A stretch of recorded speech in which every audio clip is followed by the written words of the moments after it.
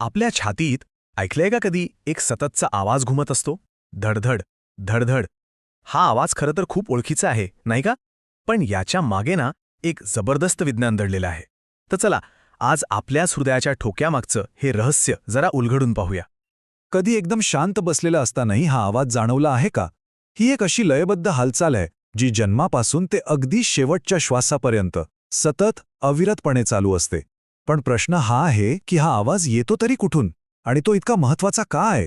चला, याच प्रश्नाचं उत्तर शोधूया. तर मग थेट मुद्द्यावर येऊया. हृदयाचे ठोके नक्की तयार कसे होतात हे समजून घेण्यासाठी आपल्याला आधी हृदयाची रचना थोडीशी जाणून घ्यावी लागेल. अगदी साध्या सोप्या भाषेत सांगायचं झालं ना, तर हृदयाचे ठोके म्हणजे दुसरं तिसरं काही नसून हृदयाच्या स्नायूंच्या हालचालीमुळे तयार होणारा आवाज आहे. ही एक नैसर्गिक आणि खरंच खूप महत्वाची प्रक्रिया आहे, कारण याच प्रक्रियेमुळे आपलं संपूर्ण शरीर जिवंत राहतं. एक खास गोष्ट म्हणजे आपलं हृदय एका खूप शक्तिशाली स्नायूंनी बनलेलं आहे.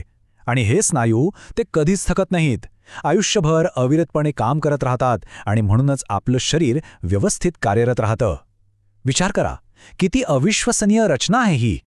बरं, ही जी प्रक्रिया आहे ना, ती मुख्यत्वे 2 टप्प्यांमध्ये होते.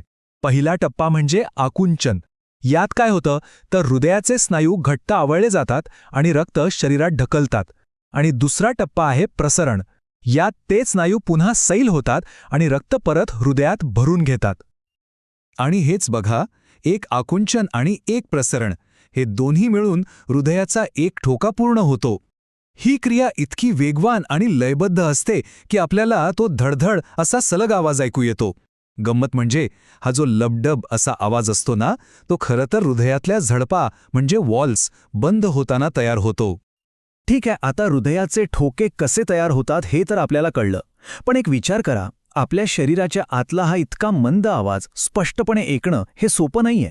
ते एक आव्हानच आहे. मग डॉक्टरांना तो इतका स्पष्ट कसा काय ऐकू येत असेल?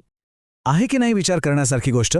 तसं तर छातीवर कान लावून हा आवाज ऐकता येतो, पण तो इतका स्पष्ट नसतो.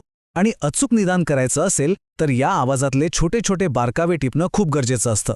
आणि बरोबर याच कामासाठी एका खास उपकरणाचा शोध लागला. आणि ते उपकरण म्हणजे स्टेथोस्कोप. हो, आपण सगळ्यांनीच डॉक्टरांच्या गळ्यात हे साधन पाहिलेलं आहे. दिसायला अगदी साधं वाटतं, पण हे एक जबरदस्त प्रभावी उपकरण आहे जे शरीराच्या आतले आवाज मोठे करून म्हणजे ॲम्प्लिफाय करून ऐकण्यासाठी मदत करतं. बरं, मग आता पुढे जाऊया आणि बघूया की हे उपकरण नक्की काम कसं करतं. त्यासाठी आपल्याला त्याचे वेगवेगळे भाग कोणते आहेत आणि त्यांचं काम काय आहे हे समजून घ्यावं लागेल. स्टेथोस्कोपचे मुख्यत्वे 3 भाग आहेत. पहिला चेस्ट पीस, जो रुग्णाच्या छातीवर ठेवला जातो. दुसरे इयरपीस, जे डॉक्टर कानात घालतात. आणि तिसरं म्हणजे या दोघांना जोडणारी एक नळी. चला, सुरुवात करूया चेस्ट पीसपासून. हा तो भाग आहे जो थेट त्वचेच्या संपर्कात येतो आणि खरं तर आवाज ऐकण्याची सगळी प्रक्रिया इथूनच सुरू होते. या चेस्ट पीसमध्ये ना एक खूप संवेदनशील पडदा असतो, ज्याला डायफ्रॅम म्हणतात. जेव्हा हा पडदा छातीवर ठेवला जातो तेव्हा हृदयाच्या ठोक्यांमुळे जी काही बारीक कंपने होतात ती कंपने तो एकदम अचूकपणे पकडतो. आता वळूया दुसऱ्या भागाकडे, म्हणजे नळी. दिसायला तर अगदी साधीसुधी वाटते, पण तिचं काम खूप महत्वाचं आहे बरं का.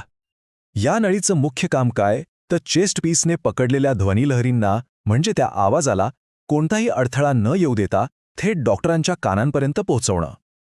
आणि आता येतो शेवटचा पण तितकाच महत्वाचा भाग, तो म्हणजे इयरपीस. हे थेट डॉक्टरांच्या कानात बसतात. नळीतून आलेल्या ज्या ध्वनिलहरी असतात त्या या एअरपीसमुळे थेट डॉक्टरांच्या कानात पोचतात. आणि याचा एक मोठा फायदा म्हणजे बाहेरचा कोणताही आवाज आत येत नाही. त्यामुळे फक्त आणि फक्त हृदयाच्या ठोक्यांवर लक्ष केंद्रित करणं शक्य होतं. तर आत्तापर्यंत आपण पाहिलं की हृदयाचे ठोके कसे तयार होतात आणि स्टेथोस्कोपच्या मदतीने ते ऐकले कसे जातात. पण प्रश्न हा आहे की या एका साध्या आवाजाला इतकं महत्त्व का दिलं जातं?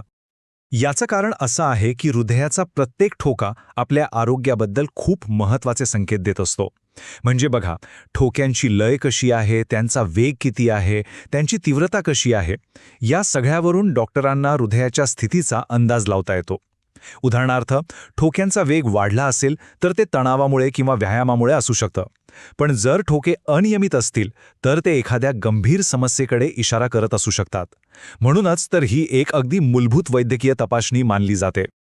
त्यामुळे पुढच्या वेळी जेव्हा कधी हृदयाची धडधड जाणवेल तेव्हा एक क्षणभर थांबा आणि विचार करा की ह्या एका साध्या लयबद्ध ठोक्यामध्ये आपल्या आरोग्याची किती मोठी आणि किती महत्वाची रहस्य दडलेली असू शकतात.